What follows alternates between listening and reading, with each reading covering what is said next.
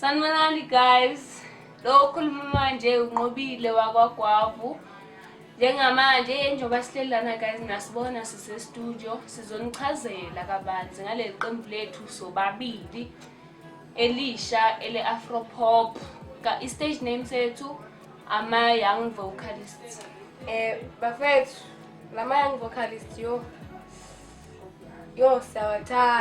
siyazithanda thina bafethu futhi siyazithemba.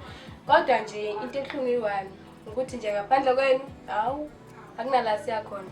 Masingathandwa yini akukho la siyakhona. Siyazi ukuthi siyazithanda, siyachaza siyazithanda, kodwa ke maningasithandi nina ayikho inqubekela phambili. So guys, that's why sizwanicela i-support.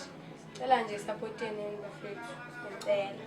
Siyanidinga impela, siyanithanda futhi nathi siyanicela nisupport. Sicela futhi nisithande ngendlela esinithanda ngayo. Danko, sibonga Bafethu, sibonga.